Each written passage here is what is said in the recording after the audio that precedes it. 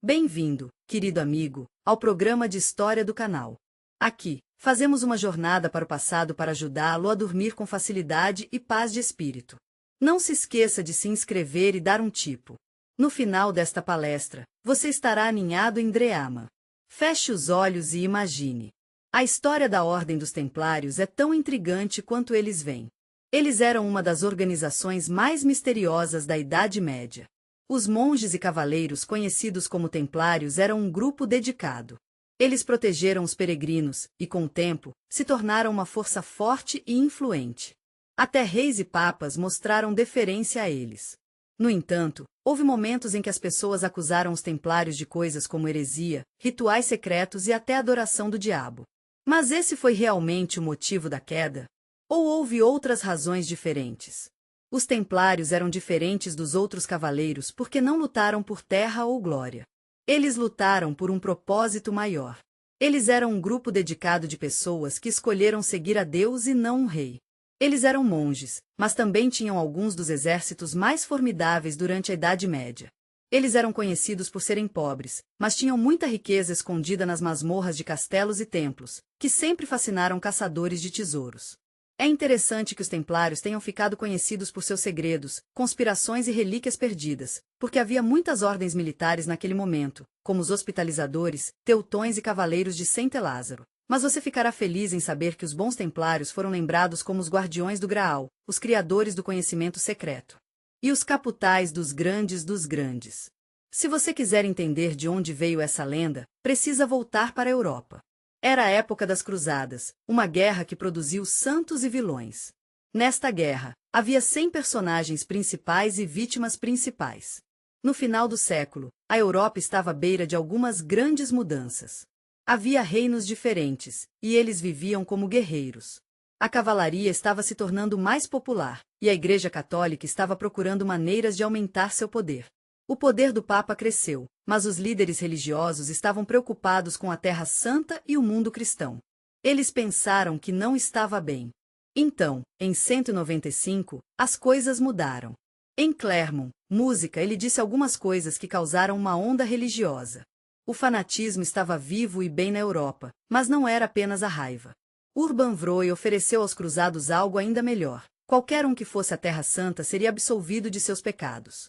Isso significava que todo mundo, não importa quem eles fosse, teria um lugar no paraíso. A ligação do Papa chegou em um momento em que a Europa estava ansiosa para explorar novas terras. Cavaleiros, novos guerreiros e pessoas comuns foram todos salvos. Muitas pessoas estavam lutando com a pobreza e, para elas, a cruzada foi uma chance de mudar suas vidas. Então, em 2006, um grupo de pessoas decidiu levar Nari na Vosto. Eram muitas pessoas, e a maioria não tinha armas ou experiência. Eles foram liderados por um pregador apaixonado chamado Peter, o eremita, que acreditava que Deus os guiaria para a vitória. Mas a realidade era que a situação era difícil. Os cruzados não chegaram à Terra Santa. Eles viajaram pelos Balcãs, e infelizmente, muita destruição e saques aconteceram ao longo do caminho. Quando chegaram às fronteiras de Bizâncio, eles se tornaram um problema para o próprio imperador cristão. Mas a verdadeira catástrofe estava esperando por eles na Ásia Menor. Eles foram recebidos pelo exército Seljuk, que infelizmente destruiu os cruzados em uma série de eventos. Apenas alguns corajosos sobreviventes chegaram a Constantinopla, onde o amável imperador os ajudou rapidamente. Mas então, 197 exércitos dos cavaleiros da Europa Ocidental apareceram. Esses cavaleiros eram soldados bem treinados, usados para a guerra. Eles entenderam que ir à Terra Santa era uma campanha militar, não apenas uma peregrinação. A empresa era uma história diferente. Eles não deixaram o caos em seu rastro como o exército da Cruzada do Povo, mas construíram disciplina, prepararam-se para batalhas e fizeram alianças. Entre eles estavam generais como Godfrey de Bouillon e Raymond IV. Quando seus exércitos se mudaram para o leste, os cruzados enfrentaram um mundo completamente diferente. A Ásia Menor foi controlada pelos Seljuks, uma força bem organizada que conseguiu os cruzados e enfrentou bravamente os bizantinos na Batalha de Manzikert. Apesar de enfrentar desafios como doença, fome e calor, eles continuaram com a ONU. Determine KO Vassilant. Seu objetivo era alcançar a Terra Santa, uma jornada que seria para sempre gravada em seus corações e história. Esta campanha, orquestrada como uma operação militar, marcou o amanhecer da jornada dos cruzados no Oriente. Eles não eram apenas peregrinos comuns, eles eram um exército dedicado pronto para não apenas proteger os santuários cristãos, mas também, eles colocam raízes nessas terras, que foi o primeiro passo em direção à criação de estados cruzados e ao surgimento das primeiras ordens militares no caos da guerra e do fanatismo religioso. Algumas décadas depois, nasceram os cavaleiros mais famosos da Idade Média, os Cavaleiros Templários. Depois de muitos anos de viagem, batalhas sem fim e dificuldades, o exército dos cruzados finalmente alcançou seu objetivo. Eles viajaram milhares de quilômetros, corajosamente sobreviveram à batalha na Ásia Menor e lidaram com as doenças e fomes que as coincidem. Mas tudo isso foi apenas o começo do teste principal. Jerusalém, a cidade sagrada pela qual saíram de casa, arriscou a salvação eterna. A cidade era o objetivo final da primeira cruzada e, para muitos deles, Zaque começou a cumprir seu juramento a Deus. Mas quando os cavaleiros viram as paredes da Cidade Santa, eles foram confrontados com uma situação muito difícil. A realidade foi um dos cercos mais difíceis de suas vidas. Jerusalém estava sob o controle da dinastia fatimida egípcia, que governava o Egito. A cidade estava bem fortificada, suas paredes pareciam inexpugnáveis e os cruzados estavam em uma situação terrível. O calor, a falta de água e a comida transformaram seu acampamento em um inferno real. Eles já estavam perdendo pessoas para isso. Foi uma tentativa difícil, com todos se sentindo doentes e com sede. Não podíamos recuar, já que precisávamos desses motores de cerco. Não havia muitas árvores ao redor de Jerusalém. Tivemos que desmontar casas, procurar madeira um pouco mais longe e carregar troncos pesados sob o sol quente. Ao mesmo tempo, um grande movimento religioso começou em Herat. Os soldados jejuaram, oraram e depois caminharam rapidamente pelo deserto. Como se a própria cidade estivesse vivendo o mesmo tipo de experiência que Jericho passou antes que seus muros caíssem, o ataque começara em 14 de julho.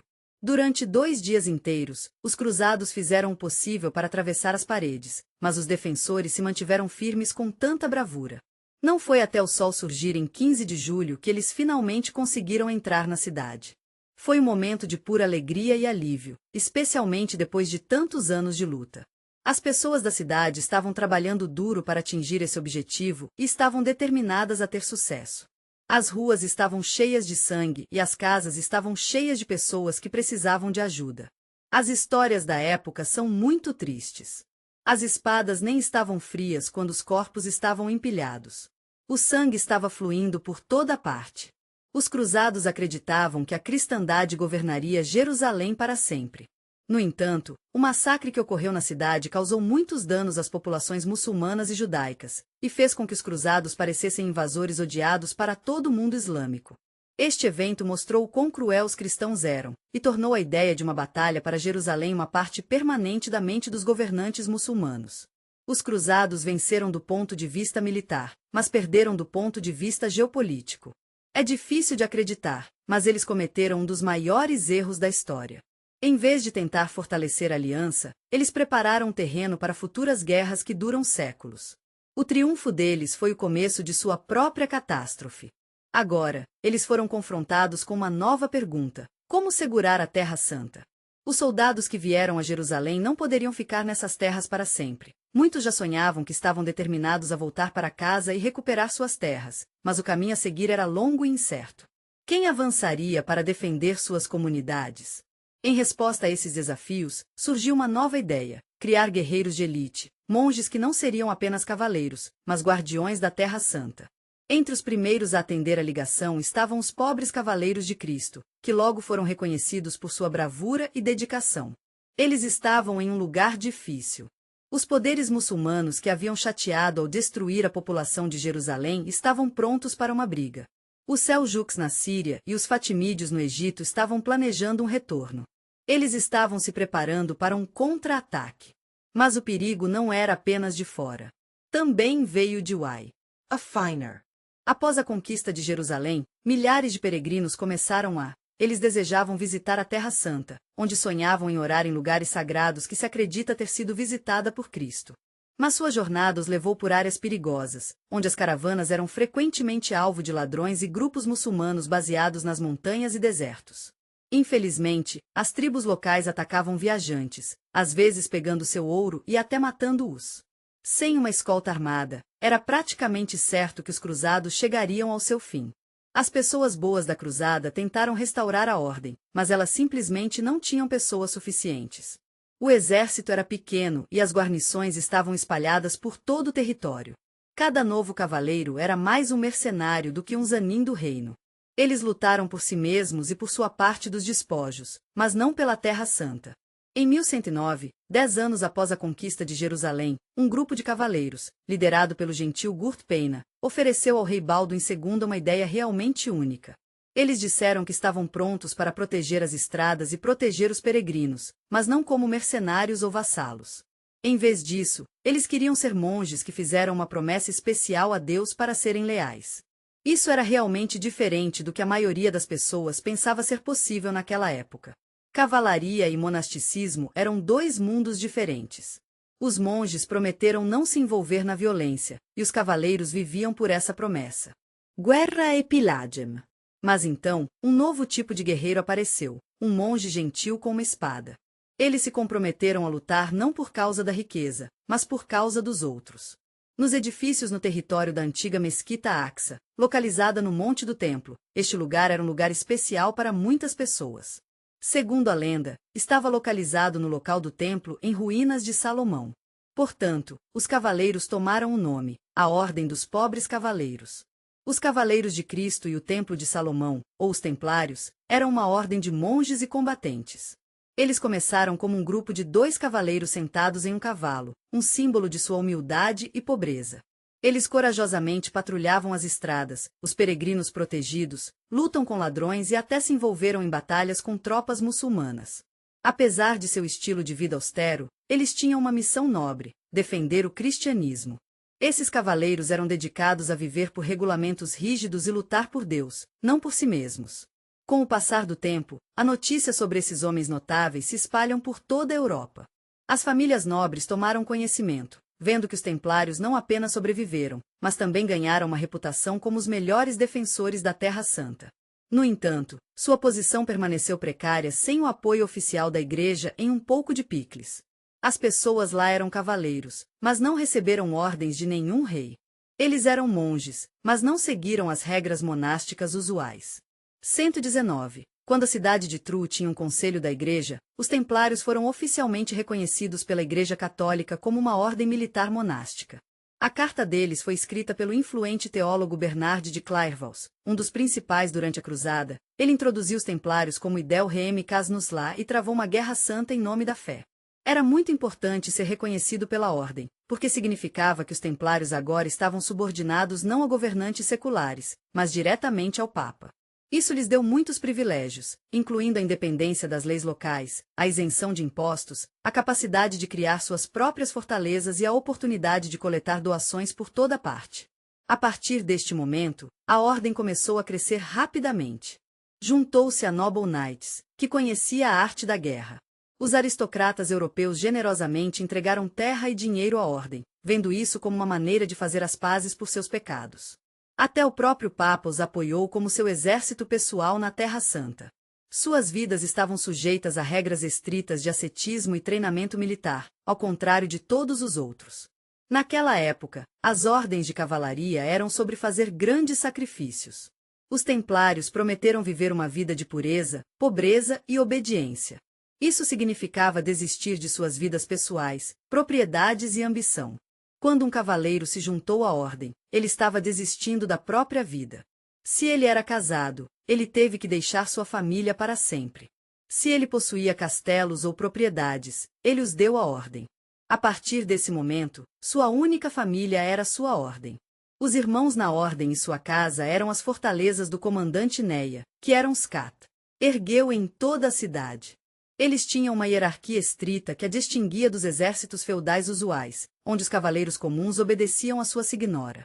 Os templários faziam parte de um sistema rigidamente estruturado governado por leis uniformes.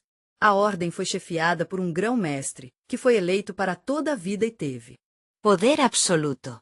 O mestre estava encarregado de tudo. Ele liderou as tropas e negociou com os reis para fazer as pazes entre os imperadores romanos e bizantinos.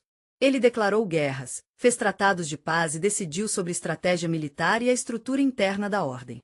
O marechal era o principal comandante militar da ordem. Ele foi responsável por treinar cavaleiros, suprimentos do exército e batalha. Ele era um cara tão inteligente. Ele criou todos os tipos de estratégias para ajudar o mestre no campo de batalha quando ele mesmo não podia estar lá. O seneschal estava encarregado de todo o resto. Ele garantiu que todos tivessem dinheiro suficiente, ele escolheu os líderes para cada grupo e ficou de olho na coleta de impostos e doações. O Coma cuidou de todas as fortalezas e castelos pela ordem. E terras em várias regiões da Terra Santa. Eles eram governadores militares que supervisionavam os comandantes.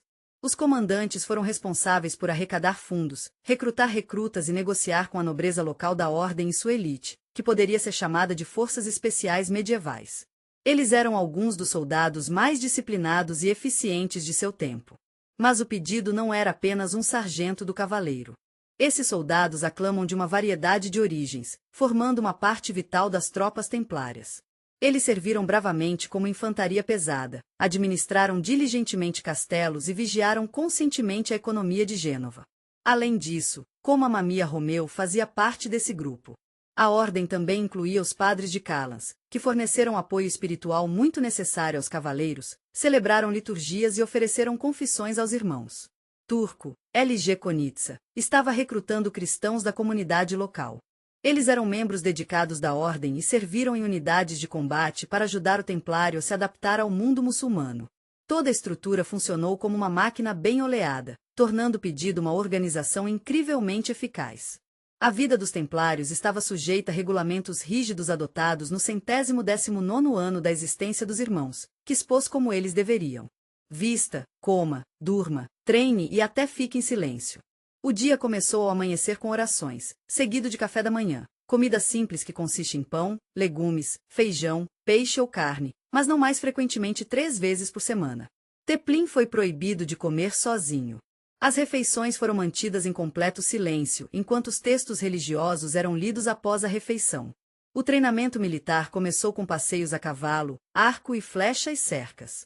Nós realmente nos concentramos em garantir que nossos cavaleiros estivessem prontos para qualquer coisa.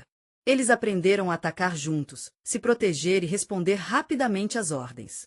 Mas a vida na ordem não era apenas sobre guerra. As armas templina, estudando mapas e copiando documentos faziam parte de seu treinamento.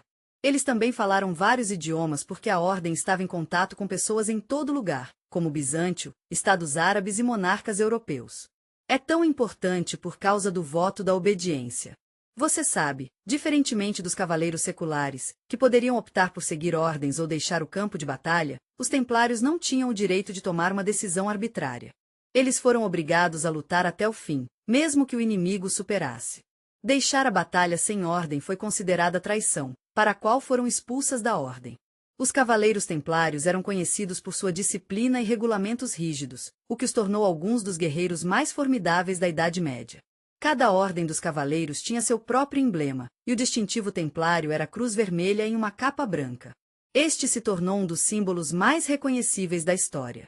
Inicialmente, os irmãos Order usavam roupas brancas simples sem sinais distintos, que enfatizavam sua humildade. Essa é a chave. Trata-se de rejeitar seus próprios valores e abraçar uma chamada mais alta. A cor branca representa inocência e santidade, lembrando-nos que os templários não são cavaleiros comuns, mas monges dedicados a servir a Deus. Mas em 1147, o Papa Eugênio II concedeu oficialmente à ordem o direito de usar a cruz vermelha, um símbolo de martírio, sacrifício e prontidão para morrer pela fé. Isso fez os templários se destacarem da multidão. Soldados, vocês são os escolhidos de Deus N. Batalha. A cruz foi projetada para lembrá-lo de que suas mortes não seriam em vão. Você está lutando por uma causa acima dos objetivos terrenos. A forma da cruz pode ser distinguida por uma linha reta, às vezes com as extremidades em expansão, mas sempre permanecia escarlate. Era um sinal de derramamento de sangue para Cristo, e o juramento da ordem nunca se retirou antes. O inimigo era muito rigoroso sobre as roupas dos templários. Eles não tinham permissão para usar seus próprios símbolos para que ninguém se destacasse dos irmãos. Isso mostrou que todos eram iguais na ordem. No campo de batalha, todos eram como uma grande família, e nobres e plebeus estavam todos juntos. Mas esse símbolo era mais do que apenas um sinal de lealdade e fé. Com o tempo, também se tornou um sinal de poder. Muitos monarcas europeus passaram a entender que eram membros de uma organização poderosa que não obedeceu a nenhum rei, mas apenas agiu a pedido do Papa. Inicialmente, as estufas realmente cumpriram seu nome, pobres reis de Cristo. Esses reis não tinham bens pessoais ou riquezas, eles viveram doações que fluíam de cristãos na Europa, famílias nobres que consideravam seu dever. Os teplianos eram um povo gentil e generoso. Eles se dedicaram a apoiar a Terra Santa e coletaram dinheiro e terras agrícolas para fazê-lo. À medida que a influência deles aumentava, o mesmo aconteceu com seus bens. Eles eram muito inteligentes em gerenciar sua riqueza. Isso foi muito diferente dos senhores feudais seculares que usaram seus recursos estritamente para seus próprios propósitos. Os teplianos construíram suas fortalezas de acordo com um único plano e mediram cuidadosamente o grão dos campos. É tão interessante pensar em como os volumes e o ouro não estavam apenas sentados coletando poeira. Com o tempo, o pedido se transformou em uma estrutura financeira bem semelhante ao primeiro Banco Internacional. Parece que o papel do comandante era como um local de armazenamento, um ponto de transferência e um centro militar em um. Para os peregrinos europeus indo para a Terra Santa, eram negócios bastante arriscados. Eles poderiam ter sido facilmente roubados no caminho. Mas havia uma maneira de evitar isso. Eles poderiam deixar parte de seu dinheiro com um dos. Alguns ramos em parem têm um código. Este documento pode ser apresentado em outro comandante, por exemplo, em Acre ou Jerusalém, e receber uma quantidade equivalente lá. De fato, Texti inventou o primeiro sistema de cheques de viajantes, o que tornou a viagem no Mediterrâneo muito mais seguro. Mas o mais importante é que eles poderiam gerenciá-los, investir na construção de fortalezas e comprar armas. Com o passar do tempo, os reis e famílias nobres da Ordem dos Cavaleiros Teutônicos começaram a emprestar dinheiro deles. Os privilégios da terra garantida para Bova, às vezes até estruturas de seção política dentro do treinamento de combate a cruzados, mas também seus próprios territórios, frotas de guarnição e sistemas de governança. Ao contrário dos reinos que dependiam de cavaleiros e vassalos por seu poder, eles mantiveram disciplina estrita e eles tinham um sistema de defesa realmente sólido, mas seu principal poder era na verdade suas fortalezas em todo o Oriente Médio. Esses postos avançados eram super resistentes e não podiam ser tomados por tempestade ou cerco. Eles estavam empoleirados no topo das rochas, e suas paredes entraram nesses incríveis sistemas defensivos de vários níveis. A fortaleza conhecida como Crac de Chevalier era o mais famoso castelo de cruzados. Estava localizado no que agora é a Síria, perto da cidade de Homs. Esse enorme posto avançado subiu a uma altitude de mais de 600 metros, oferecendo vistas deslumbrantes da área circundante e Trípoli. Controlou toda a rota norte dos cruzados. Crac de Chevalier era uma cidade da Fortaleza Real projetada para uma guarnição de 2. Eles foram construídos em ângulo para que os projéteis inimigos deslizassem para baixo, reduzindo seu poder destrutivo para trás. O Boro tinha várias outras camadas de defesas, transformando em uma cidadela com tudo o que é necessário para um cerco de vários anos. Tinha enormes armazéns de grãos, tanques de água, oficinas de arsenal, estábulos, alojamentos e até uma igreja onde os cavaleiros faziam orações antes da Batalha de Crac de Chevalier. Mesmo quando os exércitos muçulmanos de Saladin chegaram a sitiá-lo, eles não conseguiram romper suas defesas. Foi somente em 1273 que o castelo foi renunciado depois que os defensores receberam uma carta forjada do comando cristão ordenando que eles deixassem a fortaleza. Essa era a única maneira de capturar o Crac pela força, mas eles não conseguiram aceitar. O posto avançado naval mais importante da ordem foi o F.O. Reção de Li, localizada na costa do Mediterrâneo, ao sul da atualidade, é dia de Israel Haifaqui. Seu principal trabalho era manter os peregrinos e rotas comerciais seguras. Esta área abrigava um dos maiores grupos de templários, e suas paredes resistentes tornaram a fortaleza muito difícil de capturar, seja por terra ou mar. Os cristãos da loteria no Oriente Médio eram uma grande parte disso. Mesmo após a queda do Acre, a guarnição da fortaleza continuou lutando. Mas quando eles perceberam que nenhuma ajuda vinha da Europa, os últimos templários deixaram os navios que se dirigiam a Chipre. Hoje, a maior parte da fortaleza está em ruínas, mas seus enormes restos ainda mostram o quão poderoso era no passado. A base dos templários era a fortaleza de Tortosa. Ao contrário de muitos outros castelos, Tortosa nunca foi tomada pela tempestade. Estava localizado na costa e desempenhou um papel fundamental na rede de inteligência templária. A partir daqui, os cruzados poderiam observar o movimento dos exércitos muçulmanos e rastrear rotas comerciais que conectam o Oriente à Europa. Tortosa foi uma das últimas fortalezas cristãs. Essa fortaleza permaneceu nas mãos dos cavaleiros templários, que se tornaram não apenas uma ordem cavaleiro, mas também uma força política independente. Suas bases militares estavam localizadas não apenas na Terra Santa, mas também na Europa. Elas eram livres para serem seus próprios chefes, livres dos reis e senhores feudais. Nenhum rei poderia mandá-los por aí. Eles só tinham que responder ao Papa, para que pudessem fazer suas próprias coisas sem pedir permissão aos governantes locais. Isso os tornou um grande negócio no cenário internacional. A maneira da ordem de administrar as coisas era como um estado centralizado. Eles tinham províncias, e cada província foi administrada por um comandante escolhido pela ordem. Eles coletaram impostos sobre essas propriedades e estavam encarregados das rotas comerciais. Agricultura gerenciada, guarnições mantidas e fortalezas fortificadas. A ordem tinha suas próprias leis, seus próprios tribunais e até negociou ao lado de kings. Eles formaram alianças e às vezes intervieram em conflitos, agindo como uma força militar independente. Vejamos as batalhas mais famosas em que a ordem mostrou seu poder militar. Um deles foi a Batalha de Montezart, onde apenas 500 pessoas foram mortas. O czar estava carregando infantaria e, no outono de 1177, uma nova rodada de guerra havia varrido a Terra Santa. Um enorme exército do sultão estava se movendo do sul. Com mais de 26 anos de Saladin, os 000 guerreiros eram mais do que apenas esquadrões de bandidos ou esquadrões feudais individuais. Eles eram uma máquina de guerra bem organizada composta por mamuques de elite, cavalaria leve e pesada, arqueiros e tropas de pés. Saladin queria atacar uma grande cidade à beira-mar através da qual os suprimentos do reino de Jerusalém aprovados. Se ele pudesse capturar a cidade, o caminho para a Cidade Santa seria aberto, e o exército muçulmano seria incapaz de detê-lo. Ele foi parado por aí. Não havia um exército em Jerusalém que pudesse impedir a ofensiva. As fortalezas foram guarnecidas, mas estavam espalhadas por todo o país. Muitos cavaleiros estavam longe, e alguns dos vassalos do rei não estavam interessados em participar da campanha. Os conselhos dos nobres estavam inclinados a se trancar atrás dos muros e tentar suportar o cerco, mas o rei Balduin era um tipo diferente de pessoa. Ele não esperou o golpe, e não esperava que o inimigo se retirasse por conta própria. Hóren, filho jovem e tolo do rei Amara, tinha apenas 16 anos. Mas seu destino já estava definido. Ele sofria de hanseníase infantil, uma doença que na Idade Média era considerada uma sentença. Com o tempo, suas mãos e pés perderam a sensibilidade, e sua pele ficou coberta de... É difícil imaginar o que ele deve ter passado com suas úlceras e rosto desfigurado.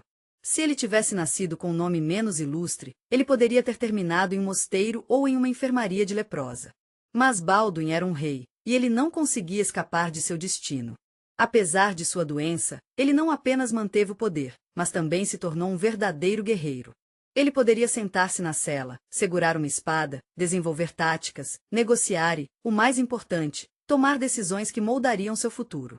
Dependendo do reino, desta vez a decisão foi tomada para reunir tudo o que eles tinham e irem encontrar Sade sob sua bandeira. Havia apenas 500 cavaleiros e vários milhares de infantaria. Entre eles estava um pequeno mas inestimável desapego perto de Mid-Templin, nas batalhas de soldados que eram considerados a elite do exército cristão. Ninguém sabia que, com essas forças, você poderia vencer. Ninguém além de Balduin e ele. LFE. Saladin não esperava nenhum problema dos cavaleiros. Seu exército estava se movendo em uma procissão descontraída e descontraída. Eles estavam espalhados, e foi complicado tirá-los um a um.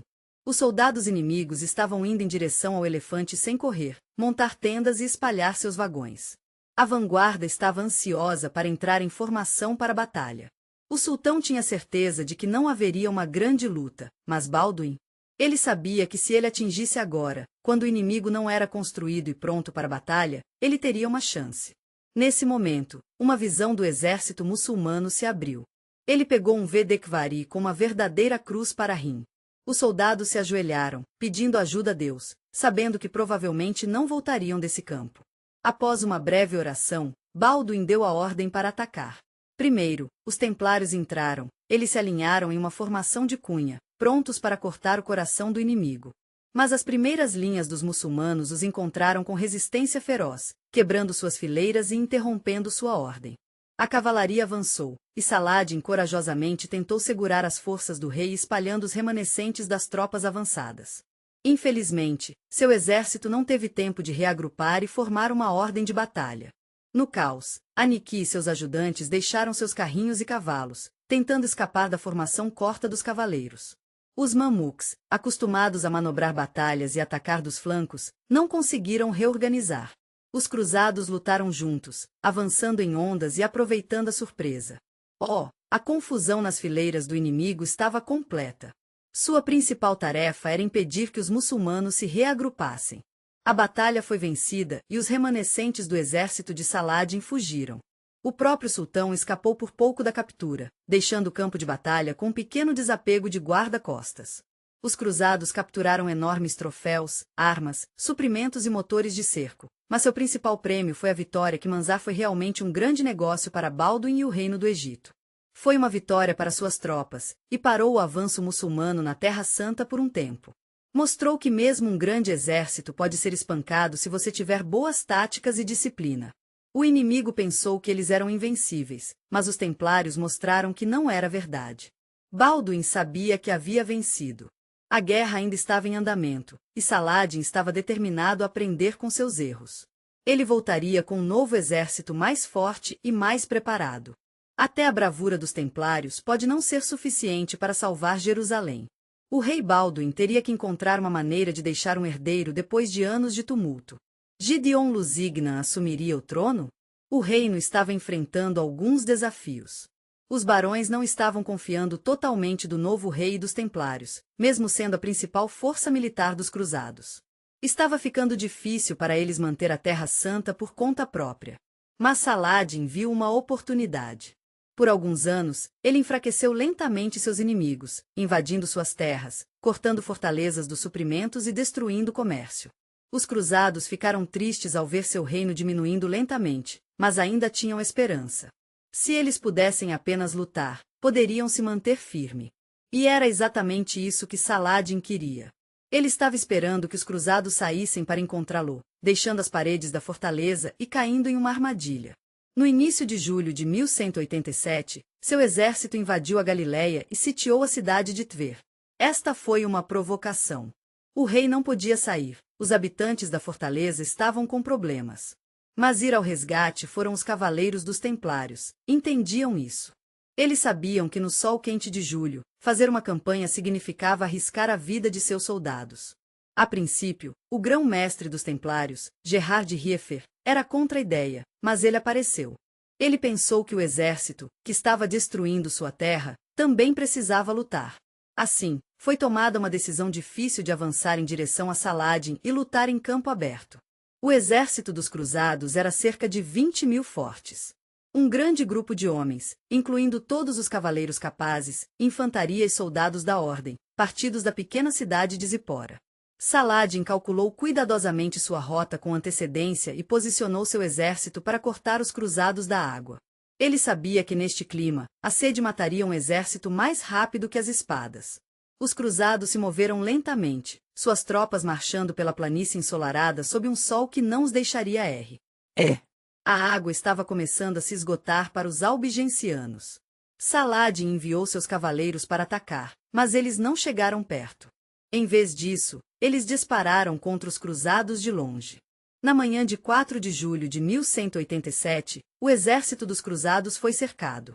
Eles tentaram se defender em 2 colinas perto da cidade de Atin, mas não tinham água. Era de manhã, e Saladin disse-lhes para deixar a cidade de Atin. A cidade de Atin estava cercada por um grande número de pessoas.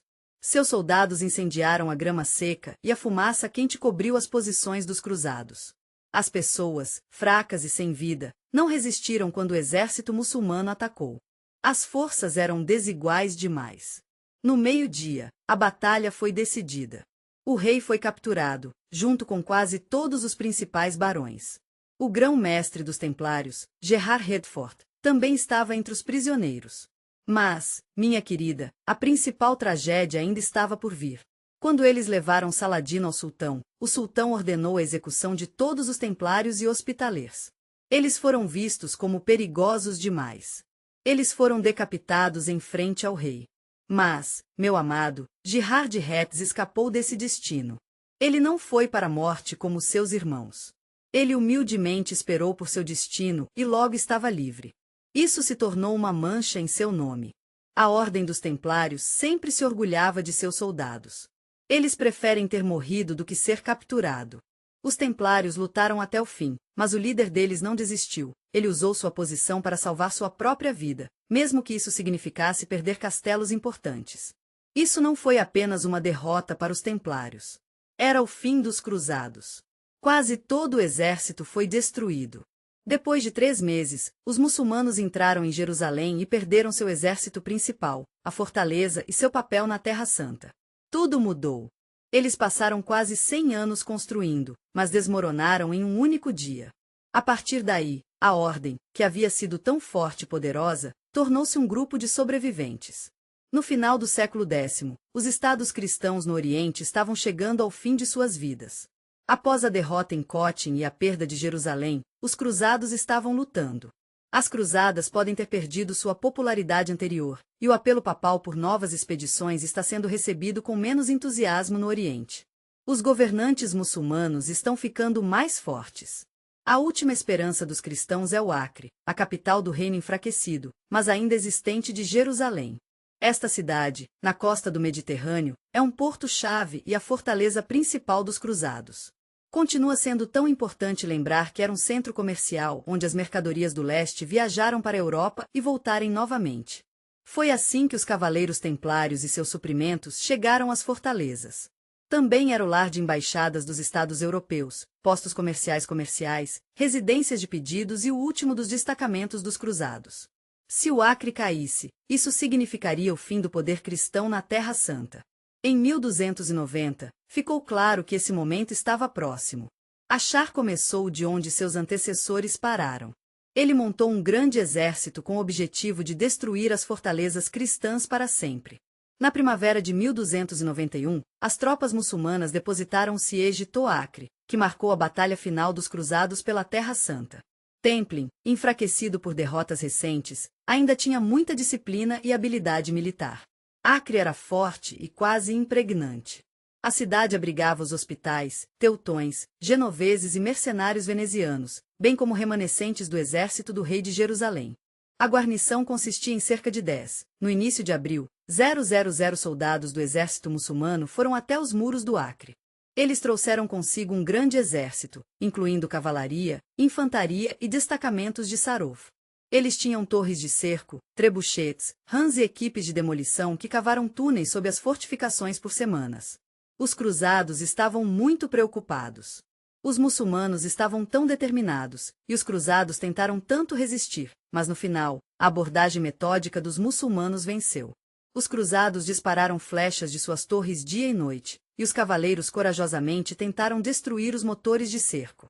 Mas o exército muçulmano era muito maior e, um a um, as torres de Acre caíram. Em meados de maio, ficou claro que a cidade estava com problemas até maio.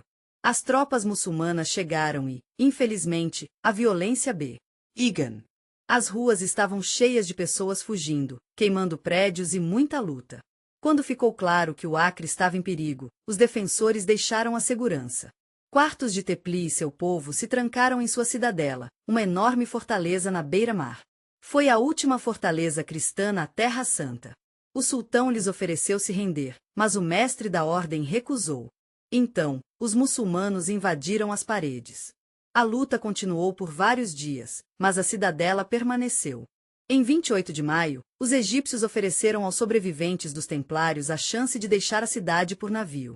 Os templários foram autorizados a deixar a fortaleza discutir termos com os cavaleiros, mas os guerreiros muçulmanos os atacaram. Aqueles que não tiveram tempo de se esconder foram mortos no dia seguinte.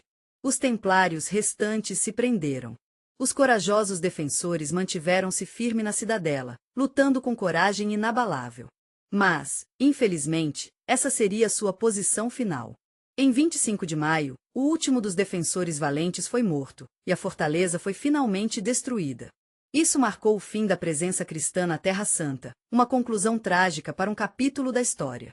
A queda do Acre trouxe uma sensação de perda para os cruzados, pois agora eles tinham que dizer adeus aos seus amados bens no Oriente, os Templários. Os cruzados partiram para Chipre, mas sua ordem ainda existia. Eles haviam perdido a Terra Santa, então sua missão não fazia mais sentido. O Acre se tornou a última grande fortaleza dos cruzados no leste. Marcou o fim de 2 anos de domínio cristão na Terra Santa e o fim de uma era inteira. Suas fortalezas na Terra Santa caíram, mas na Europa permaneceram uma força influente com vastas terras, riqueza e peso político. Mas, juntamente com a perda de sua missão militar, muitos mitos e enigmas começaram a crescer em torno da ordem. Um dos símbolos mais misteriosos que mais tarde seriam associados ao Templário foi: "Você tem uma joia de verdade aqui." A história do Santo Graal é um dos contos mais misteriosos e controversos da Idade Média. Mas o que exatamente é esse Graal? Estava realmente ligado aos Templários, ou é apenas um mito que existe há séculos? A história do Santo Graal tem suas raízes antes dos Templários. A primeira menção a não estar em nenhum documento templário, mas em um trabalho chamado Arthuriansky do século X. As primeiras pessoas a escrever sobre o Graal foram o poeta francês Chrétien de Troyes e seu romance Percival ou a História do Graal. Nele, ele fala sobre um cálice misterioso com poder sagrado. Mas nesta versão anterior, o Graal não era o cálice da última Veshi. Era mais como um navio mágico carregando graça. Mais tarde, nos textos de Robert de Baron e Wolfram von Soschwembach, a lenda mudou. O Graal tornou-se o copo sagrado durante a última ceia. Jesus bebeu um vinho especial e, durante a crucificação, seu sangue foi coletado. Isso está conectado ao cristianismo primitivo e às fraternidades secretas que compartilhavam relíquias sagradas. Mas como essa história se conectou aos Templários? Alguns pesquisadores acreditam que os Templários poderiam ter sido os guardiões do Graal. No final da Idade Média, os rumores sobre os Templários começaram a circular. O pedido tinha algumas relíquias incríveis que eles trouxeram com eles de Jerusalém. É como se eles estivessem conectados em um nível simbólico. Os Templários eram mais do que apenas guerreiros, eles também eram guardiões secretos do conhecimento cristão. Então, o movimento cristão do Catar adicionou outra camada de lenda. Os cátaros enfrentaram perseguição nas mãos da Igreja. Algumas teorias disseram que os cátaros tinham um Graal ou outra relíquia, e que o deram a alguém pouco antes de sua destruição. Foi passado para o Templário e, portanto, a história do Graal da literatura começou. O símbolo se tornou um mistério místico relacionado a coisas que desapareceram. Ainda não há provas de que os Templários tivessem algo assim, mas essa lenda, que veio de uma mistura de mitos de Arrian, continuará a encantar e intrigar as pessoas. Se o Graal era mais uma história inventada nos romances chivalric, a conexão templária com o templo. A Ordem de Salomão era um grupo real quando começou. Os cavaleiros se estabeleceram no antigo complexo do templo em Irulona, e escolheram seu nome por boas razões. Por vários anos, embora ainda fossem muito poucos em número, não participaram de batalhas ou construíram castelos. O objetivo principal deles era acreditar. Ved para estudar as ruínas do templo. Mais tarde, quando a ordem de repente se fortaleceu, houve rumores de que as estufas descobriram que algo aconteceu que teve um grande impacto no seu destino. A ideia mais popular é que as profundezas do Monte do Templo possam ter mantido relíquias sagradas do antigo Israel, que desapareceu após a destruição de Jerusalém. Algumas pessoas pensaram que os Templários encontraram a Arca da Aliança, a relíquia mais importante do Antigo Testamento, que contém os comprimidos dos 10 Mandamentos. Segundo a história, a arca estava escondida antes da destruição do primeiro. O jugo do templo sempre foi envolto em mistério. Outra versão conecta os templários a textos secretos que poderiam revelar o conhecimento que diferiu do ensino cristão oficial na Idade Média. Algum segredo sobre as origens do cristianismo foi repassado ao MST eleito. Isso poderia explicar seu conflito subsequente com o papado. Os proponentes de teorias mais radicais acreditavam que a ordem havia descoberto que era algo tão perigoso que a Igreja decidiu destruí-la. Talvez tenha sido a informação que questionou os princípios da fé, ou tecnologia que superou o nível de conhecimento da Europa medieval. Mas há uma explicação mais simples. Templina ou relíquias que mais tarde foram usadas para fortalecer seu poder. A ordem tornou-se incrivelmente rica muito rapidamente. Seu poder financeiro crescia a cada década que passa. Talvez os tesouros secretos que tanto se falaram não foram artefatos místicos, mas as relíquias encontradas em Jerusalém. Esses achados não existem. Sabemos que os templários realmente se estabeleceram no Templo de Salomão e conduziram escavações lá. Sabemos que eles se tornaram poderosos logo depois, mas todo o resto é apenas especulação. Pensamento e lendas. Não é fascinante pensar que o poder dos Cavaleiros Templários pode ter vindo do conhecimento antigo que encontraram na Terra Santa? Sua conexão com o Templo de Salomão levou muitos a suspeitar que a Ordem encontrou algo mais valioso em Jerusalém do que o ouro e uma relíquia. Essas ideias foram ainda mais interessantes pelos rumores de que os Templários tinham a maravilhosa oportunidade de se conectar com a comunidade muçulmana, o que pode ter dado a eles acesso a alguns manuscritos antigos e permitiu que eles aprendessem sobre tradições que datam da hora do Egito Antigo. Alguns séculos depois, essas suposições se uniram a outra ideia: os Templários poderiam ter sido uma das primeiras ordens esotéricas na Europa. É fascinante pensar que eles podem ter sido os únicos a trazer o conhecimento perdido de volta à Europa. A adorável história de como os Templários passou a ser conhecidos pelos maçons é realmente bastante fascinante. Os pedreiros mantinham o Templo de Salomão em tão alta estima, eles consideraram um símbolo sagrado. Na verdade, seus rituais foram baseados em tradições antigas de construção, e o processo de iniciação no alojamento em si era bastante rigoroso. A primeira menção ao templarismo nas Cartas das Mentiras foi no século XV, mas as lendas remontam ainda mais, até o século X. Há uma conexão pouco conhecida entre a maçonaria e os templários que é realmente interessante.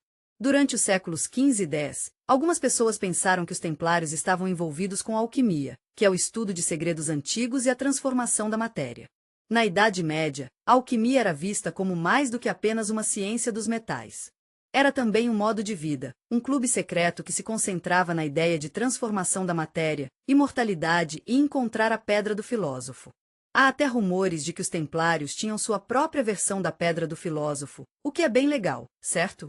É possível que eles tenham conhecimento para criar ouro, usar tecnologias desconhecidas ou até alterar a estrutura.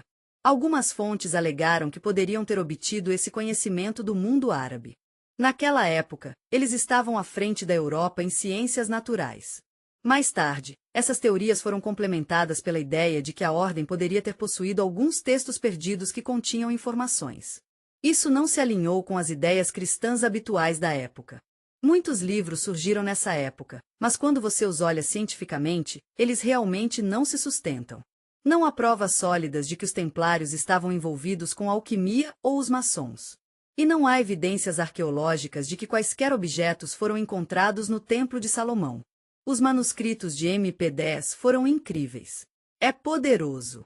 Eles não estavam focados na magia negra, mas em gerenciar recursos, administrar negócios e construir estruturas estaduais. É fascinante que todas as teorias posteriores sobre elas tenham aparecido vários séculos após sua destruição. Essas teorias se tornaram parte da mitologia que transformou a Ordem. Na virada do século, a Ordem dos Templários ainda era uma das partes mais importantes da Europa. Eles podem ter perdido a Terra Santa, mas ainda tinham muita riqueza e poder. Seu comandante Néias estava localizado em toda a Europa Ocidental e possuíam terras. Castelos, portos e até rotas comerciais controlavam operações bancárias e emitiam empréstimos para os reis de Teplia. Eles não receberam ordens de nenhum rei, no entanto. O único patrono deles era o Papa, o que os tornava independente até dos governantes mais poderosos. Mas essa independência fez com que algumas pessoas estivessem infelizes na França, onde a Ordem teve uma influência particularmente forte. Os Templários tinham um inimigo que foi capaz de destruí-los. O rei Filipe, apelidado de Belo Philippe, subiu ao trono em 1285 e quase imediatamente enfrentou guerras constantes que exigiam grandes despesas. Ele lutou com a Inglaterra, tentou assumir a Flandres, lutou pelo controle de Navarra e também teve um conflito com o papado.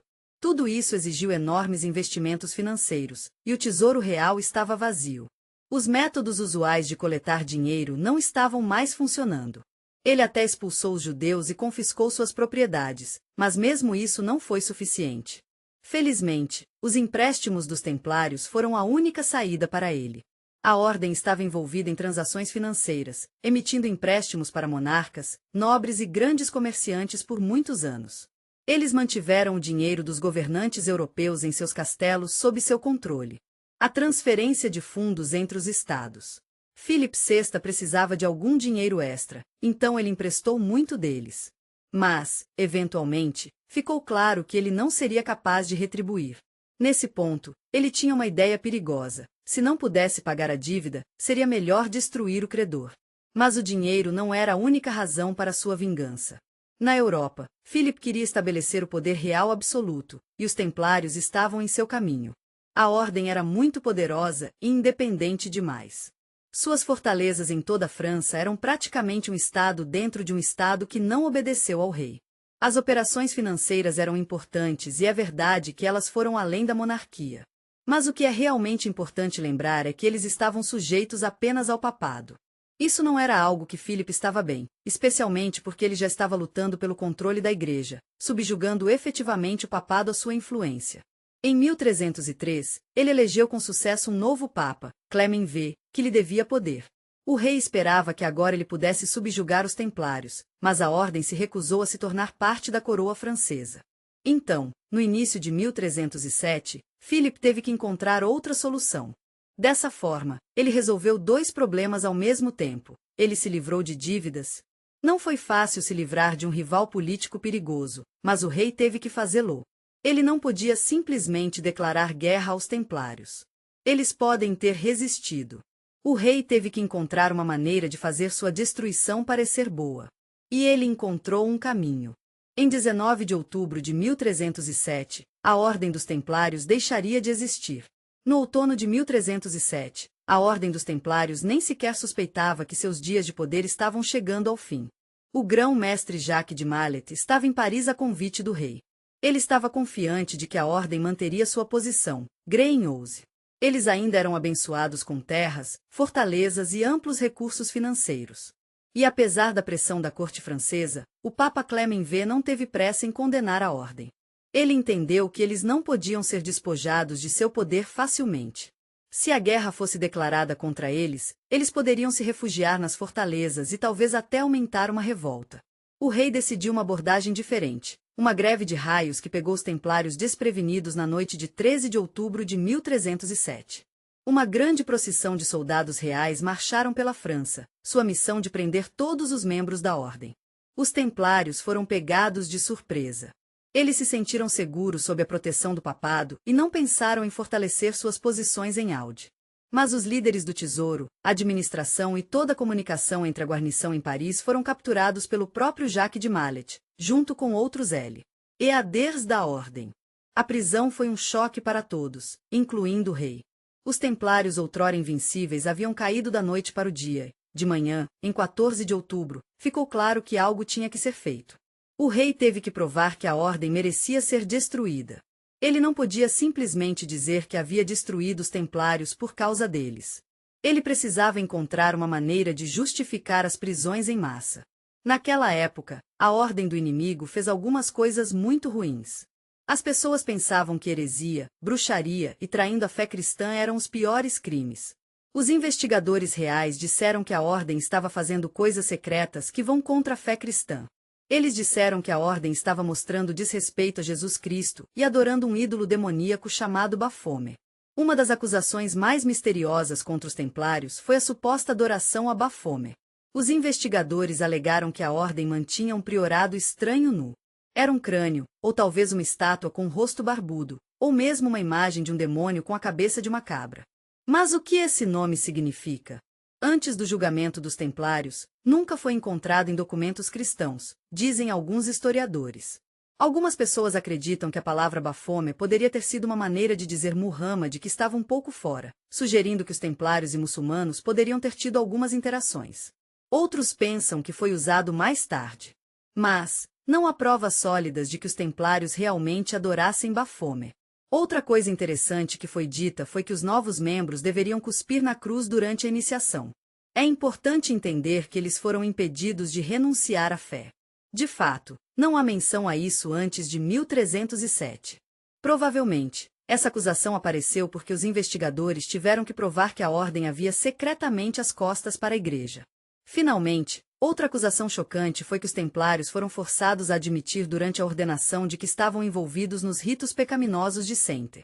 Eles deveriam se beijar nos lábios, umbigo e nádegas, o que deveria significar sua completa submissão à ordem. Mas os historiadores têm certeza de que essa acusação foi inventada na Idade Média para fazer a ordem parecer ruim. A ordem não desistiu sem lutar, no entanto. Muitos cavaleiros se recusaram a confessar a heresia, dizendo que todas as acusações eram falsas. Não era lucrativo para o rei. Ele não podia permitir que os templários falassem diante do povo e da igreja, com uma refutação necessária. A Inquisição Francesa já tinha muita experiência com interrogatórios usando métodos brutais. A família Tepli foi submetida às mais terríveis torturas medievais, que apenas alguns podiam suportar.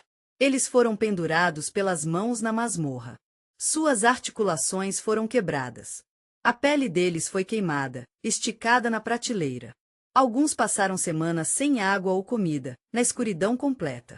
As punições foram projetadas para não matar, mas para quebrar o espírito da vítima. É difícil de acreditar, mas essas terríveis confissões começaram a aparecer. Cavaleiros pobres, empurrados para seus limites, concordaram em confirmar qualquer coisa enquanto o tormento foi interrompido.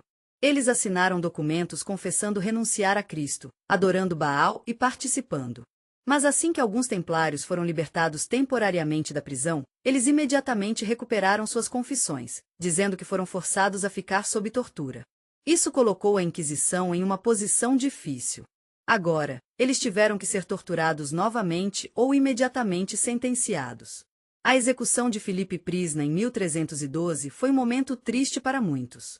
O Papa Clement V tentou ficar de fora, mas ele foi pressionado pelo rei a dissolver oficialmente a Ordem dos Templários.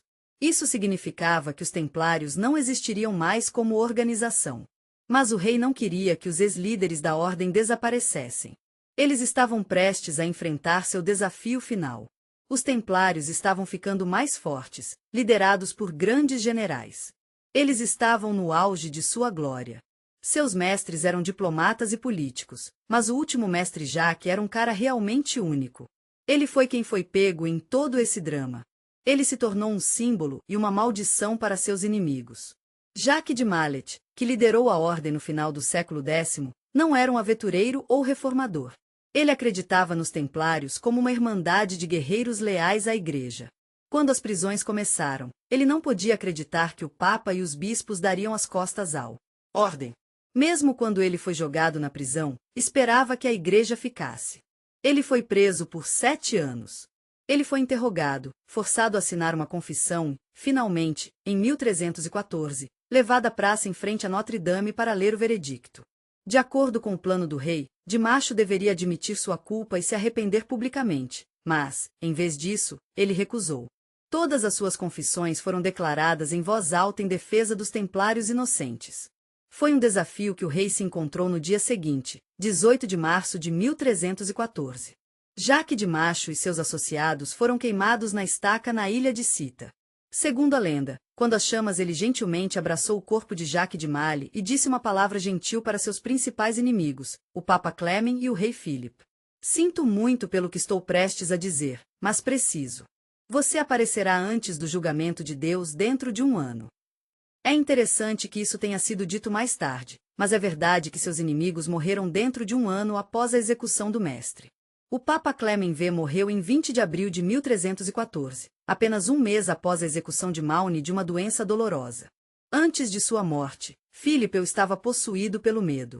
Ele morreu em novembro no mesmo ano. Depois que uma doença misteriosa o atingiu do nada, algumas pessoas disseram que ele estava se recuperando. Mas com o passar do tempo, parecia que as coisas não eram tão simples quanto pareciam. Essas coincidências levaram à história da maldição dos Templários. Após a dinastia filipeciana, as coisas ficaram um pouco caóticas. Eles foram pegos na Guerra de 100 Anos, e as coisas ficaram um pouco loucas. Não há provas sólidas de que Jacques de Mallet realmente disse essa maldição. A primeira vez que é mencionada foi anos depois que ele foi executado. Mas não há como negar que seus inimigos não viveram exatamente muito tempo depois. Sua morte marcou o fim da Ordem dos Templários, mas seu legado vivia. Com o tempo, a história dele se tornou cada vez mais misteriosa, e a Ordem destruída se tornou um símbolo de conhecimento secreto, conspirações e poderes místicos. Depois que a Ordem foi destruída, parecia que sua terra foi transferida para outras organizações, seus comandantes foram executados e seu simbolismo e tradições foram esquecidos. Mas a história tem uma maneira de se repetir, e a história deles continua até hoje. Eu entendi totalmente. Mais tempo passa, mais a perda deles parece pesar sobre as pessoas. Eu sempre me perguntei a mesma coisa: os templários realmente desapareceram sem deixar vestígios? Algumas pessoas pensam que a ordem não estava completamente quebrada e que seu espírito ainda pode estar por perto, de maneiras surpreendentes. Uma ideia é que alguns dos cavaleiros conseguiram escapar e se esconder em diferentes áreas. Dentro de apenas algumas décadas após a derrota da ordem, levou ao desenvolvimento de comunidades militares nessa região. Essas comunidades eram conhecidas por sua disciplina estrita e estrutura única. Eles são referidos com carinho de suíços. Os mercenários eram bem conhecidos por sua independência. Eles não seguiram monarcas, mas agiram como fraternidades independentes. Cada guerreiro recebeu uma parte dos lucros e não serviu ao rei ou nobreza.